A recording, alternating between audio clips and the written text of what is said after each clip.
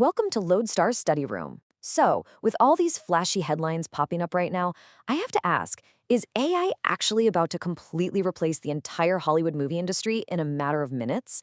Like, are we truly at the point where we can just type a simple prompt and generate a blockbuster film? Yeah, the short answer to that, we're honestly not even close.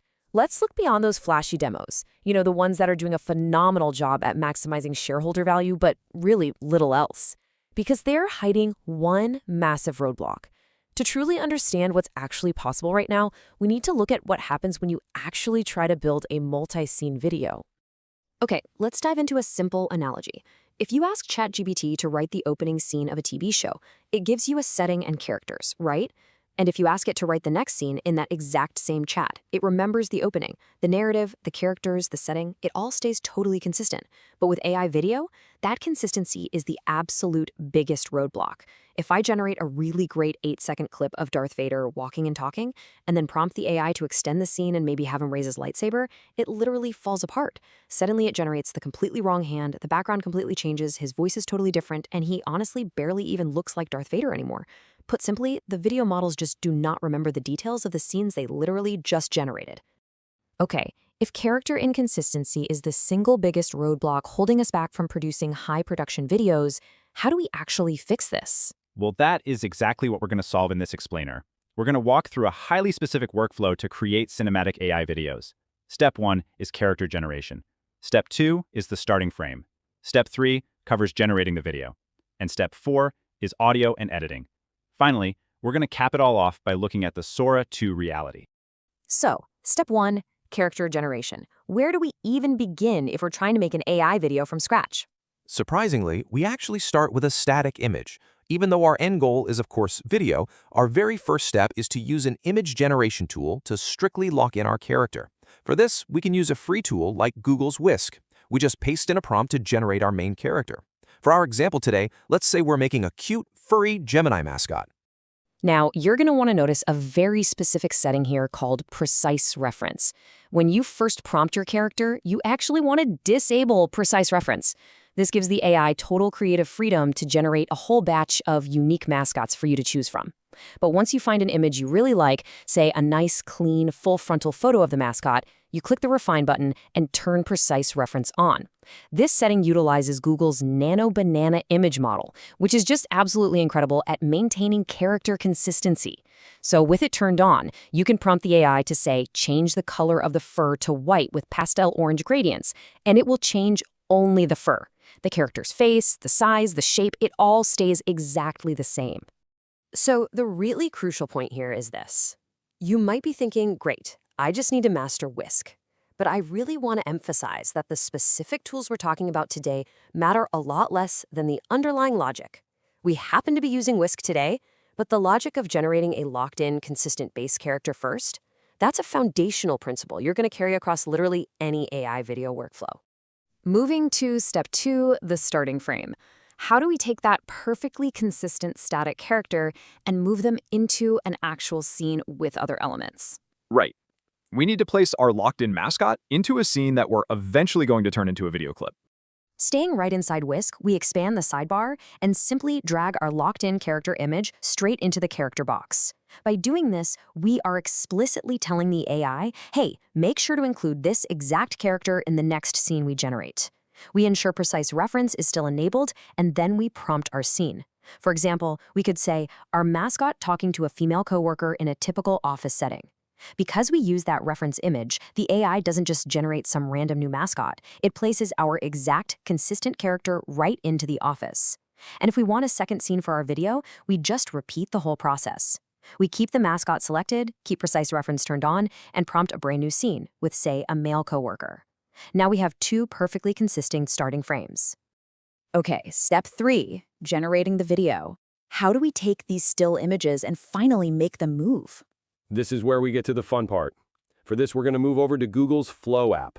Inside the Flow app, we select the Frame to Video option and upload our first starting frame. We hit Crop to Save, which basically just tells the AI that we're giving it a still image that we specifically want animated. Then, we paste in our prompt detailing the action and the dialogue we want. Now, pay super close attention to the specific settings here because they are absolutely crucial. We want the format set to landscape, but the single most important setting is choosing 4 outputs per prompt.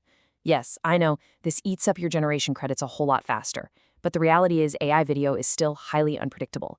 Generating 4 different versions gives us a vastly higher chance that at least one of the clips won't have super weird glitches, like, an arm casually melting into a desk. Once we finally get a good output, we just rinse and repeat that exact process for our second starting frame. And this actually brilliantly illustrates a massive pro tip for getting those high-quality outputs. Writing text-to-video prompts can be incredibly tricky, so I highly recommend creating a custom Gemini gem. You can load it up with video prompting best practices as knowledge files. Then you can literally just upload your starting frame image straight into the chat, describe the script you want, and the Gemini gem will write a highly detailed, optimized prompt specifically formatted for the video model. It honestly saves a ton of trial and error. So moving to step 4, audio and editing. Now that both frames have run through the video generator and they look visually consistent, how do we fix the glaring issue of the AI generating completely different voices for our mascot in each different scene? That's a great point because visual consistency is really only half the battle. We have to give our mascot a consistent voice across both scenes and then carefully stitch the whole thing together. To fix the voices, we take our generated video clips into an audio tool called 11 Labs. We use their voice changer option, upload our first clip, and select a very specific voice profile. Let's go with a monster voice called Malvorax. We generate the speech, and then do the exact same thing for the second clip, making absolutely sure to select that exact same Malvorax voice. Now here is the secret sauce. 11 Labs changes all the voices in the clip, including the human coworkers. We obviously don't want that. So we bring the original video clips from Flow and our brand new audio files from 11 Labs into a standard video editor like Final Cut Pro. We detach the original audio and we manually replace only the monster's lines with the new monster voice. This way, the human actors keep their original natural-sounding voices, but our mascot sounds perfectly consistent throughout the whole explainer. Throw in some ambient office sound effects to blend it, and boom, you have a cinematic, multi-scene AI skit. Okay, looking at the tool stock summary and the Sora 2 reality, is it just me or does achieving that impressive result require a pretty massive stack of different software tools? You totally nailed it. And that sets up a really important reality check about the current state of AI video. There are definitely tools out there that market themselves as all-in-one magic bullet solutions. But to produce genuinely polished, highly controlled videos, there is still a ton of manual work involved. Looking at our required workflow, the tool stack is heavy. We had to build a system that combined the unique strengths of 5 completely different tools: Whisk, Gemini, Flow, 11 Labs, and Final Cut, just to get a professional result. At the end of the day, AI tools are just that. They're tools. We still have to step up and act as the director, piecing the whole shebang together. But wait, what about the newly announced Sora 2? Since it has features specifically designed to tackle this exact consistency problem, does it finally replace all of this hard workflow logic? It is a great question, mostly because those headlines are quite literally everywhere right now. Let's look at exactly what Sora 2 brings to the table. They introduced 2 major features. The first is called Cameo, which uses a recording of your actual face and voice to keep your likeness consistent across scenes.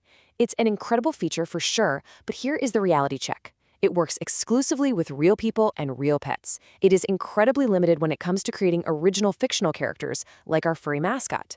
The second feature is Recut, which lets you load the last few seconds of a generated clip into your next prompt to maintain continuity. If it works as intended, it's obviously a huge deal. But notice what I'm saying here. These are awesome features, but they are just features that need to be integrated into a broader workflow. Even if you're using Sora 2, you still need to dial in characters, write robust prompts, fix layered audio, and edit the final cut. So, with all these tools changing so incredibly fast, what is the ultimate takeaway our viewers should leave with today? It's simply this. The apps who discussed today, Whisk, Flow, Sora 2, they will inevitably change, they'll update, or they'll be replaced by something faster and cheaper as early as next month. But the logical workflow of establishing a base frame, managing your generation limits, and layering audio, that logic remains. So I want to leave you with this thought. As AI continues to evolve at breakneck speed, are you just memorizing buttons on the latest flashy demo, or are you actually mastering the underlying workflow? Thanks for joining us on the Lodestar Study Room.